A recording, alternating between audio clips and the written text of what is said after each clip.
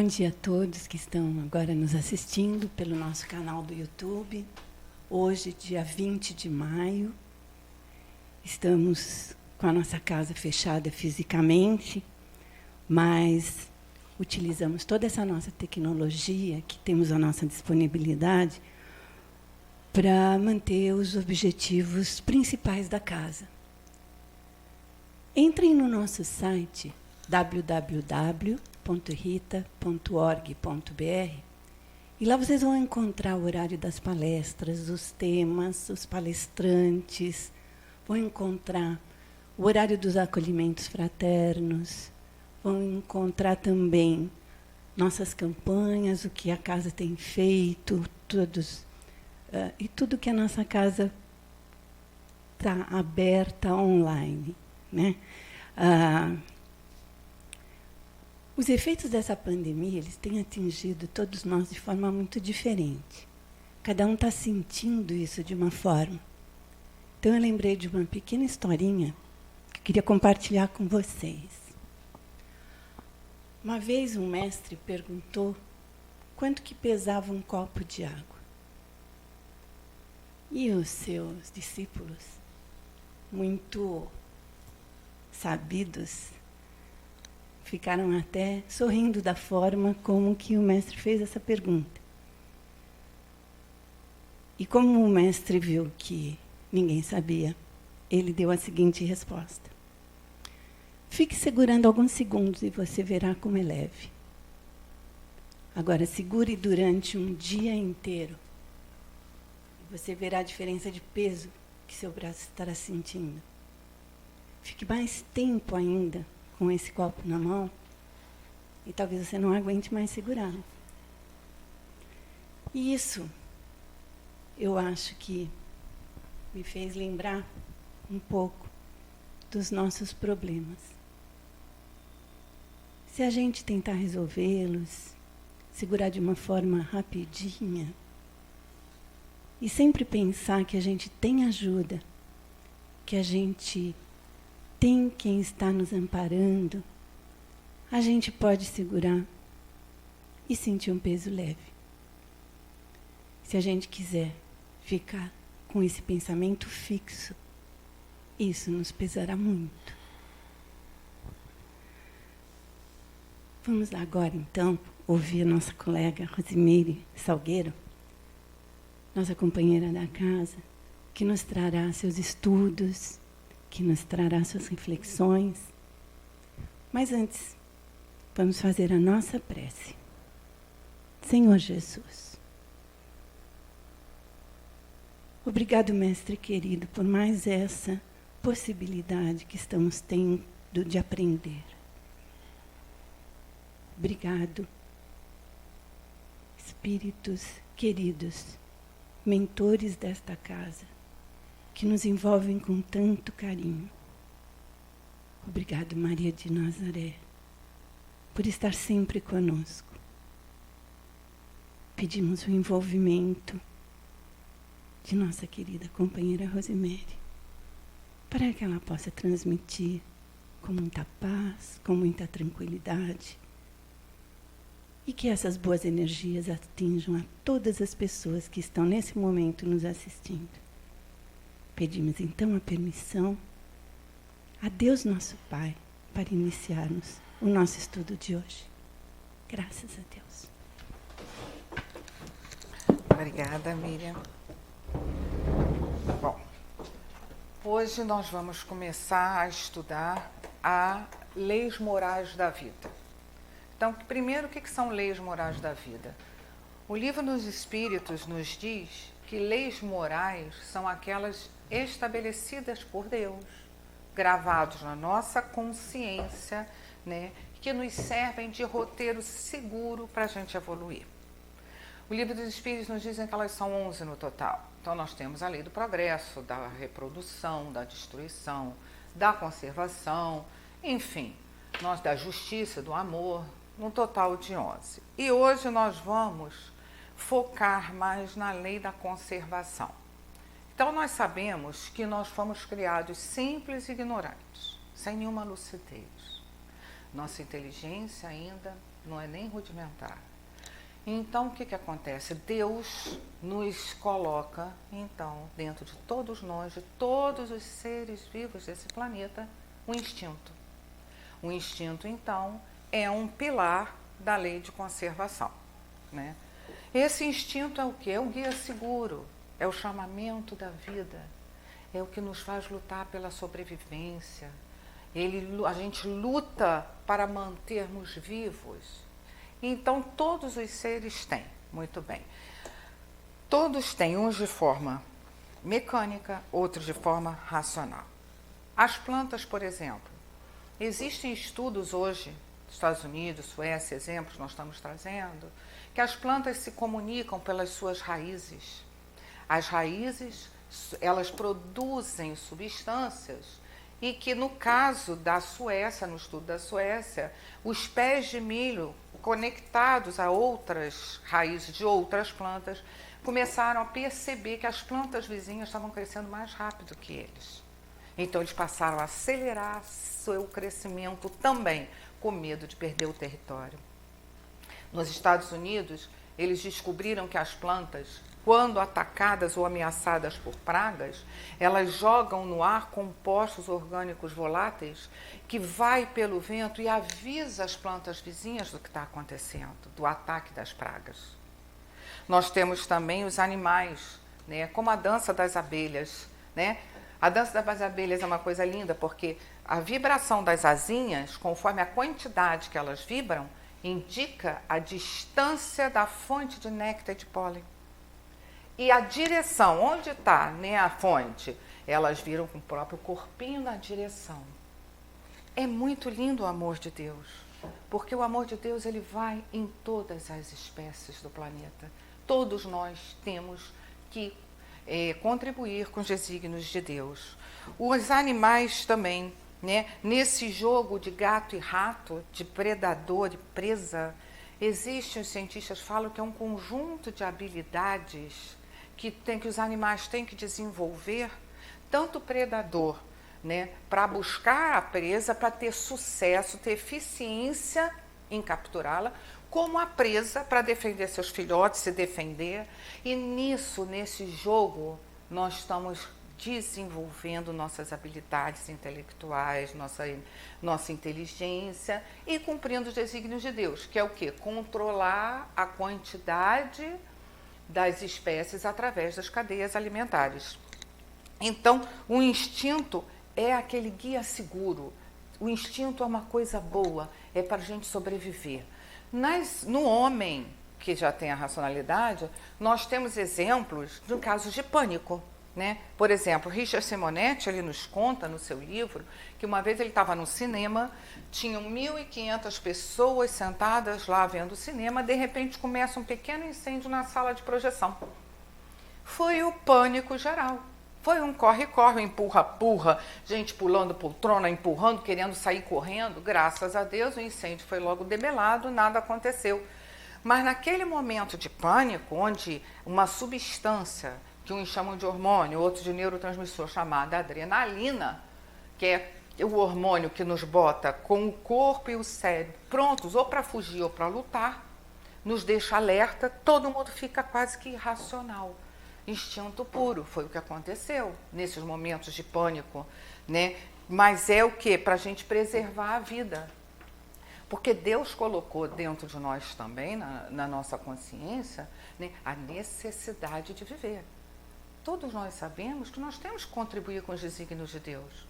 Viver é muito importante, reencarnar é muito importante, porque nós vamos desenvolvendo nossa inteligência e nossa moralidade. Os problemas nos são colocados, os desafios, né, as situações, para que a gente desenvolva, progrida. É a lei do progresso. Todos nós temos que evoluir, né? Se o homem ficasse só no instinto, como lá no início da idade do nosso espírito, que a gente é instinto animal, a nossa inteligência ficaria sempre dormindo. Então não podemos ficar no nosso instinto, né? Então Deus vai e nos dá também nessa época que aparecem as necessidades do corpo, como diz a Gênese, aparecem as paixões. Por quê? Porque nós somos imperfeitos, estamos lá na infância do espírito, lá nas primeiras idades.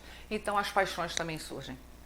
Aí a gente fica assim, poxa, mas paixões, né? A gente sempre tem aquela ideia de que paixões são coisas inferiores, imperfeitas. Não.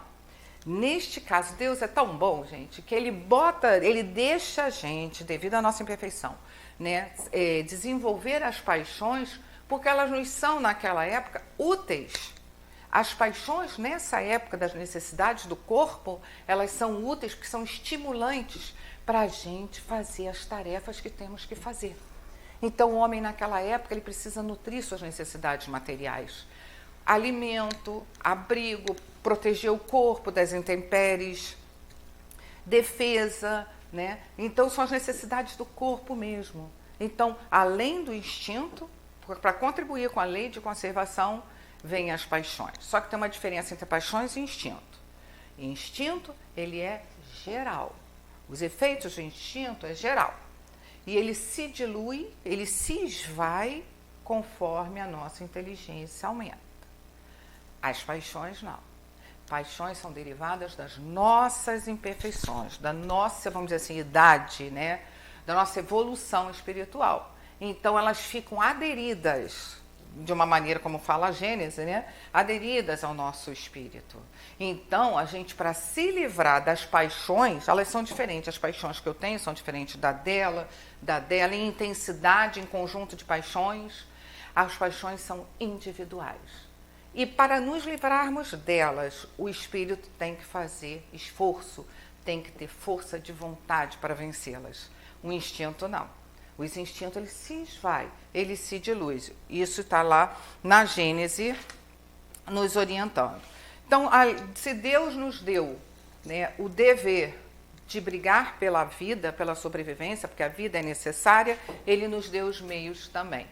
De que forma? A terra produz. Aí, como se fala, mas nem toda a terra produz. Os espíritos nos falam, até no deserto, né, naquele ecossistema, eles falam, os árabes sobrevivem. Por quê?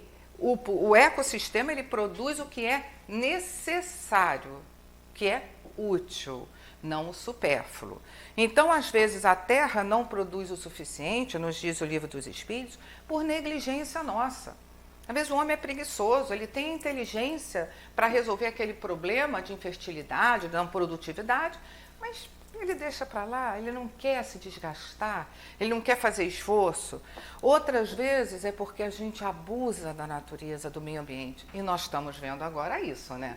A pandemia está nos mostrando quão destrutivos nós somos.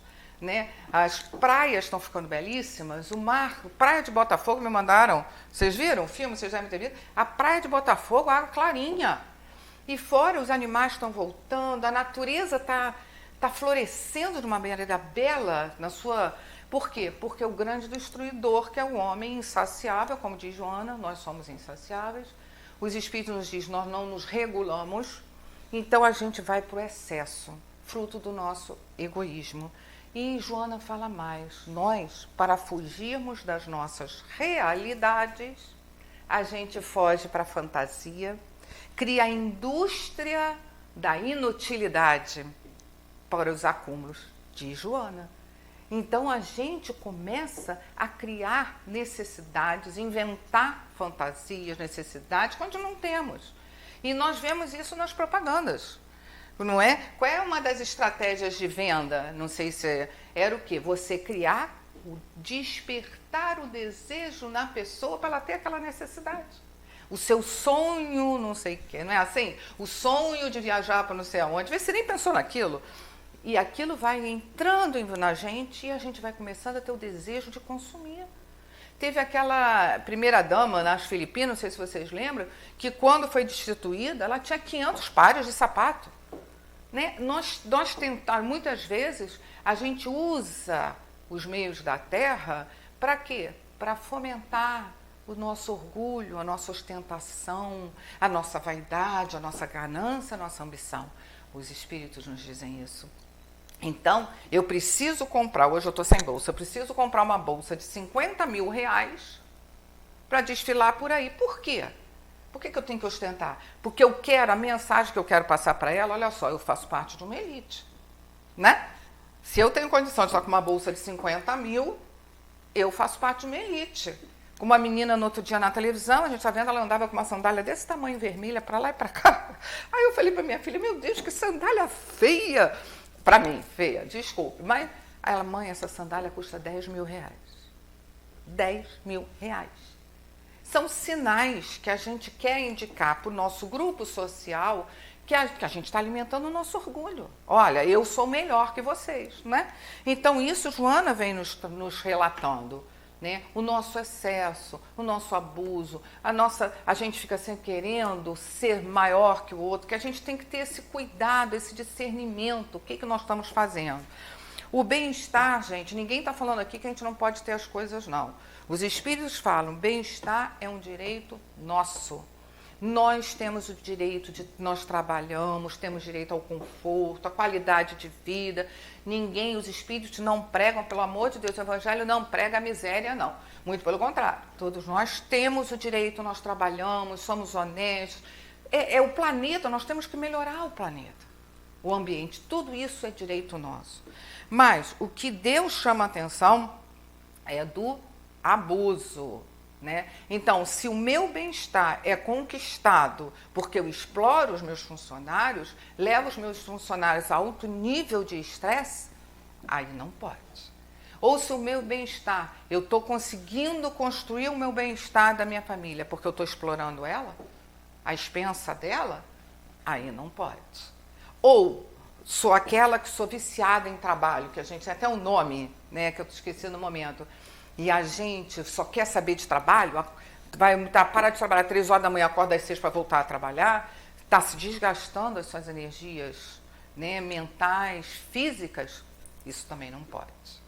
Então nós temos que ter equilíbrio, porque nós temos o dever, a obrigação de manter a nosso corpo saudável, nossa mente saudável, né, nossas emoções saudáveis. Nós temos que manter nosso corpo equilibrado, porque é muito valiosa a nossa reencarnação.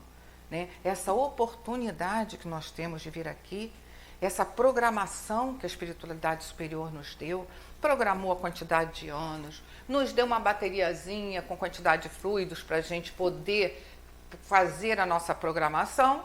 E o que eles falam? A gente chega aqui, a gente gasta, em média, 70% matando o tempo. A gente vai jogando fora o tempo da vida. A gente não aproveita as oportunidades, a gente joga fora as palavras, fala, né, coisas inúteis, negativas. Então, os remédios, Joana fala, a gente acumula as coisas totalmente desnecessárias. Né? Tanto que no Missionário da Luz, eles vêm nos citando o completista. Né? O completista é o quê? É aquele espírito raro, aquele espírito já amadurecido, que reencarna e faz aqui, cumpre todas as suas tarefas, tudo que ele combinou, ele vem e faz. Cada segundo, cada minuto, ele aproveita as oportunidades para fazer o bem o tempo todo, sempre através da vontade de Deus. Ele cumpre a vontade de Deus o tempo todo. É muito raro. Isso o André Luiz, o mentor de André Luiz, estava falando para ele, que ele mesmo não estava conseguindo ainda ver como um completista. Né? Que você ser aquele trabalhador fiel e leal a Deus o tempo todo, à vontade de Deus. E incrível que eles falam também que quando você vem como completista, você pode escolher o corpo. Você escolhe seu corpo. Né? Aí a gente já pensa, né? Opa, eles escolhem o corpo, mas um corpo saudável, resistente, equilibrado, que possa cumprir aquele planejamento com quantidade de anos. E eles pedem mais. Eles pedem para que abafem o seu magnetismo pessoal. Para quê? Para que o corpo não tenha beleza. Não venha, porque provavelmente o corpo físico vai refletir aquela beleza do magnetismo pessoal, né? Que é um espírito já amadurecido. Então eles pedem que não. O corpo, eles não querem beleza física. Por quê? porque eles dizem que tudo que leva a atrapalhar o caminho deles, eles não querem. Então, o corpo, como aqui o jogo das aparências é muito importante para os reencarnados, né? Eles acham que, eles dizem o quê? Se eu for muito bonito, vou o tempo todo estar naquele jogo, nas vibrações, né, de despeito, de inveja, e vai atrapalhar. E eles, tudo que vai atrapalhar a missão deles de cumprir a vontade divina, eles afastam. Olha o que é espírito amadurecido, né, gente? Então, peraí, deixa eu só me localizar aqui que eu já andei. Então, nós temos que ver esse exemplo do espírito completista, né? Que a gente possa aproveitar oportunidades. Eles lidam com a vida de uma maneira sábia, com sabedoria. Eles vão, né? Outra coisa, outro tópico também bem interessante é o uso dos bens da Terra. Nós, terrestres, que moramos no planeta Terra, vivemos aqui, nós temos o direito de usar os bens da Terra. É nosso direito, gente. Deus assim o permite. Mas, olha como Deus é bom. Nos deu as paixões para nos estimular a cumprir nossas tarefas, né? Lá no iniciozinho. Agora, quando a gente vai usar os bens da terra, o que ele fez? O que Deus fez? Temperou os bens da terra com o prazer. Então, os bens da terra, eles são atrativos. Por quê? Porque os espíritos nos falam que Deus diz, se o homem vier para o planeta e vai cumprir suas tarefas apenas por utilidade, né, sem nenhum prazer nisso, ele vai acabar não tendo estímulo para completar a sua tarefa. Ele vai acabar largando o planeta antes. Então, Deus deu, com o que a gente usa, os bens da terra são gostosos mesmo. Para dormir é bom, comer é bom, né? A gente gosta, né? Que são prazerosos realmente os bens da terra, mas são de propósito, para nos estimular, para a gente correr, fazer as coisas. Mas com o uso dos bens da terra atrativos, prazerosos, vem um outro desafio para o homem: a tentação. É um outro desafio. A tentação é um instrumento de educação. O que Deus fez? É prazeroso, a Rose vai comer muito, mas vai ter aquela tentação, né, do prazer, do gostoso? Sim, vai. Mas vai aprender que todo excesso que ela fizer vai ter uma consequência. Então, isso Deus vai nos educando, discernindo com a razão, né? Então, se eu comer uma feijoada, gente, às 11 horas da noite, botar lá a feijoada e a gente comer a beça às 11 horas da noite, o que vai acontecer? Vamos passar mal. Vamos ter aquela sensação, né, de má digestão e etc. Aí a gente aprende. Opa, eu aprendi. Eu não vou mais comer feijoada de noite. Vou comer menos e vamos lá para o dia, para o almoço, né? E a gente vai com essa consciência, a gente vai se conscientizando e discernindo o que é uso e o que é abuso, o que é necessário e o que é supérfluo, né? E é importante a gente discernir isso, né? Porque a gente tem que ajudar o planeta. Alguém aqui já viu se algum produto nosso na Terra é feito do minério de Marte? Não, né? Da Lua, pegamos uma pedrinha na Lua e viemos fazer... Não, nós só sobrevivemos de tudo é tirado do nosso planeta. Todo material que a gente usa é daqui, do nosso planeta Terra. Então, o nosso abuso, ele certamente prejudica o outro. Nós vimos esse exemplo na pandemia, que no início da pandemia as pessoas corriam para os seus supermercados, enchiam os carrinhos exageradamente, pensando o quê? Só em si e nos seus familiares. Esvaziavam as prateleiras. Teve até o caso da enfermeira inglesa que mandou um vídeo chorando, que ela ficou 2 dias de plantão. Quando saiu de plantão, depois de 2 dias, foi no supermercado, não tinha nada. E ela chorava. E ela falava, gente, eu preciso comer para cuidar de vocês. Não façam isso. E é verdade. Isso aí é fruto de quê? Do nosso egoísmo. A gente só pensa no umbigo. A gente só pensa nos nossos familiares, naquele grupo, aqueles amigos mais próximos, familiares. E isso a gente não pode mais fazer. Esse problema da pandemia está nos mostrando isso, que a solidariedade é muito importante. O meu uso tem que ser do necessário, para que não falte para ela, que os animais, que a água não venha a faltar no planeta, né? Porque muitas vezes a gente culpa a natureza pela nosso abuso na natureza. Por exemplo, o rio Tietê, que vem lá na fonte, ele é limpíssimo. Ele vem passando pelos lugares limpos. Quando chega na capital de São Paulo, ele é um horror. A gente pode culpar a natureza? De jeito nenhum. A gente tem que culpar o quê? A negligência do homem.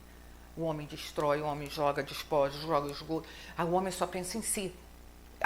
Não, eu vou botar meu esgoto aqui, vou jogar nesse rio aí, né? Vou me livrar do problema, não vou pagar.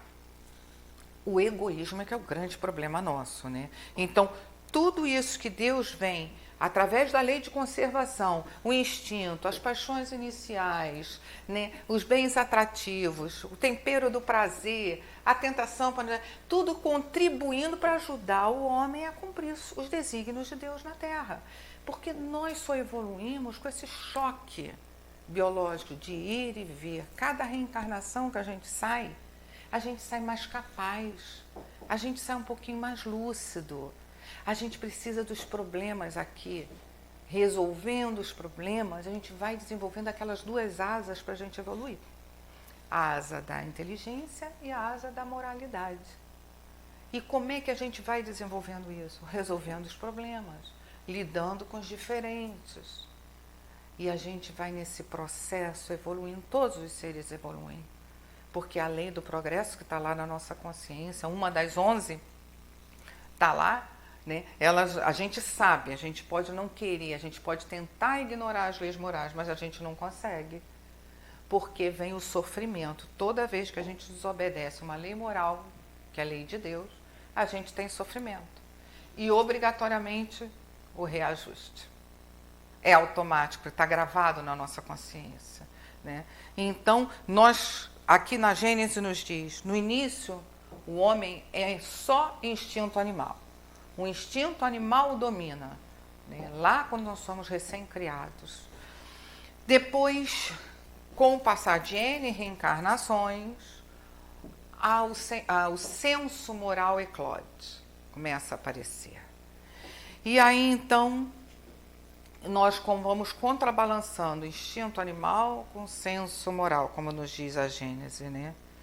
O homem, então, e as paixões aparecem nesse momento. Então, o homem passa a não mais lutar para se nutrir somente, para caçar alimento, abrigo, etc. Ele passa a agir para satisfazer as suas paixões, sua ambição, sua ganância, né? Começa a destruir, porque ele quer dominar. Então, ele passa a destruir os outros para dominar, para tomar território, né? Ele está realizando só, satisfazendo as suas paixões. Mas o tempo passa e a gente vai evoluindo. Tem um momento seguinte, o senso moral domina. Quando o senso moral domina, aparece a sensibilidade. E quando a sensibilidade aparece, a nossa necessidade de destruir, de destruir, some. A gente não precisa mais destruir o outro, o meio ambiente, nada. Nós vamos adquirindo conhecimento. E conforme a gente adquire conhecimento nessa ida e vinda, a gente vai se despojando dos vestígios, né, animais, da animalidade. E começamos então continuamos no nosso desenvolvimento. A partir daí, aquela luta sangrenta de caça, né, de caçar, de brigar, de lutar, de matar o outro para dominar, acaba. E a gente passa a ter uma luta intelectual. Nós passamos a ter uma luta contra nós mesmos. Nós não temos mais a luta contra os semelhantes. Passa a ter uma luta interna, intelectual, com as nossas paixões, com as nossas imperfeições, né? A gente começa uma luta da sobrevivência do homem velho para o homem novo. Aquilo que está lá no nosso inconsciente, como diz André Luiz, né, que são os automatismos psíquicos que brotam, que eclodem na nossa consciência, que ele diz que 90% somos dirigidos por ele na nossa consciência, no nosso dia a dia, né, essa é a nossa grande luta. Porque tudo que a gente vive, o conjunto todo das reencarnações está lá gravado no nosso inconsciente, como hábitos que a gente vai repetindo, quase isso, um padrão de comportamento, se é que a gente pode dizer assim, que são os automatismos psíquicos. E a gente repete automaticamente. Então é necessário que a gente lute e se conscientize de quem é. A gente precisa se conscientizar de que somos. Poxa, será que eu sou egoísta? Será que eu sou ciumenta? Será que eu sou invejosa? E se perceber no dia a dia. Essa é a grande luta. Primeiro se enxergar. Primeiro saber quem eu sou. E aceitar quem é, né? Porque a gente também tem muito orgulho, a gente também tem muita vaidade, né? Eu sou a bam. E não é. Então, né, é muito importante que essa luta a gente tem no nosso dia a dia. Ainda dá tempo, não dá? Então, aqui, só para ilustrar, nós vamos trazer no Boa Nova, tudo isso que nós falamos agora está na Gênese, página 66, está no Livro dos Espíritos, questão 702 em diante. E no Boa Nova, a gente trouxe a negação de Pedro, Jesus, quando ele nega. Porque é uma luta intelectual dele, da consciência dele. E eu acho muito interessante a gente trazer, porque Jesus orienta Pedro e os discípulos, e a gente trouxe. Então, Jesus estava lá naquela cerimônia de lavando os pés dos apóstolos, Pedro fica danado. Como que Jesus vai ter aquela postura, quase de um escravo vulgar, lavando os pés? Ele fala, Jesus, você não vai lavar meus pés, os meus você não lava. E Jesus fala para ele, e o Pedro olha para os apóstolos com desprezo, porque eles permitiram que Jesus tivesse aquela postura. E fala, vocês são os ingratos, deixando o mestre agir desse jeito. Jesus vira para Pedro e fala, nunca queira ser melhor que teus irmãos em apostolado. Aproxima-se, fala para os apóstolos, o meu último testemunho. Neste momento, todos dispersarão. Quando ele estiver naquele último testemunho, aquele sacrifício extremo, todos vocês se dispersarão.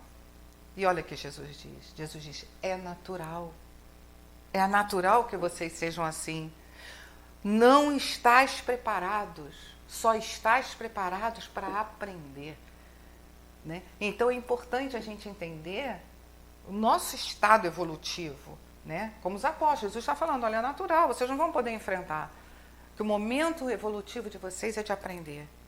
Aí Pedro fala, né, que vai seguir Jesus, que ele daria a vida dele por Jesus, e Jesus fala, Pedro, não estás preparado para seguir-me. Só mais tarde você terá a fortaleza indispensável. No momento, Pedro não tinha a mínima condição. E Pedro não acredita em Jesus. E Jesus fala para Pedro, tua inquietação será credora de novos ensinamentos. A experiência te ensinará. O galo não cantará sem que tenhas me negado 3 vezes. Vais aprender ainda hoje que o homem é mais frágil do que perverso. Olha, interessante ressaltar aqui que não era castigo de Deus o que ele ia passar, não era a punição de Deus. A inquietação de Pedro foi a causa daquelas experiências que ele passaria. Olha, Jesus foi preso. Quando Jesus foi preso, Pedro, para tentar, né, parecer que está defendendo o evangelho, pega a espada e fere um servo do templo. Jesus o repreende. Os apóstolos somem, se dispersam, todos fogem de medo. Pedro e João combinam de seguir Jesus até a casa de Caifás, mas os apóstolos sumiram. Só está Pedro e João. E eles vão lá no caminho tentando seguir Jesus de longe, que eles querem procurar as relações, os relacionamentos que eles tinham em Jerusalém, para ver se consegue ajudar Jesus, porque eles estão percebendo que o perigo é muito grande, a gravidade da situação é muito grande. No caminho, eles escutam as pessoas falarem Jesus é feiticeiro, Jesus é herético. E eles começam então a ver aquela hostilidade, a perceber o complicado que está. Jesus chega colocado numa cela na casa de Caifás, que é embaixo, tem um pátio onde a multidão entra e Jesus fica naquela cela com aquelas grades longas e a multidão vê Jesus e Jesus vê a multidão. E João vira para Pedro e fala: Pedro, eu vou lá avisar Maria da prisão de Jesus. E vai e Pedro fica. Pedro se mistura na multidão. Porque ele acha que observando tudo, ele pode achar uma maneira de ajudar Jesus. Mas ele começa a ouvir as pessoas chamando, gritando que Jesus era traidor, era um revolucionário vulgar, chefe dos salteadores. E Pedro vai se apavorando. Pedro vê a grande hostilidade que teria que lutar para socorrer Jesus. E Pedro começa a ter várias dúvidas. Um frio no coração de Pedro passa, porque ele começa a perceber como seria complicado ele tomar qualquer atitude. Pedro começa a ter dúvidas, aflições, a sua consciência lutando, e ele vai, se infiltra lá na multidão, né, conturbado daquele jeito, e começa a pensar nos seus familiares. Pedro começa a pensar nas necessidades comuns da família, dele, como é que seria se ele tomasse uma decisão, se ele tomasse uma atitude a ajudar Jesus. Aí pensa nas convenções do templo. Meu Deus, se eu for contra as convenções do Pedro, os castigos são muito pesados. E Pedro está naquela luta interna, né? Ajuda Jesus, defende Jesus ou não, né? E o cérebro vai fervilhando e arranjando defesa própria. E a gente faz muito isso, né? Só um adendozinho aqui. Nós não fazemos isso quando a nossa consciência vai acusando a gente, não faz isso, não tá legal. A gente começa a arranjar justificativa para si mesmo. A gente dá altos argumentos para a gente mesmo. A gente entra em advogado de defesa da gente mesmo. Porque a gente sabe que o que a consciência nos fala é o certo. Mas nem sempre nós temos a capacidade, né, para alterar isso, para cumprir. Então, o pátio, lá, Pedro está lá no pátio, está todo mundo, aquela multidão. Uma serva da casa reconhece Pedro e fala: não és tu um dos companheiros daquele homem lá? E aponta para a cela onde está Jesus. Pedro, na mesma hora, diz: está enganada, não sou não. E firme, Pedro é muito rígido. E pensou na hora: ai meu Deus, começou a se justificar. Acho que está razoável fazer isso, né? Eu tenho que empregar todas as possibilidades a favor de Jesus. Então está certo que eu negue Jesus, né? É razoável, está dentro da estratégia de defesa de Jesus. Isso é o que ele queria acreditar.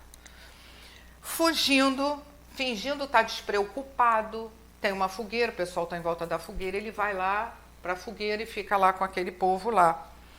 Só que o que acontece?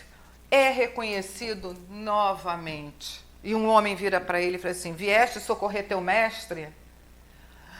Pedro, na mesma hora, assustado, em pânico, diz: que mestre? Nunca fui discípulo desse homem. A segunda negação. Passa-se horas, alta madrugada.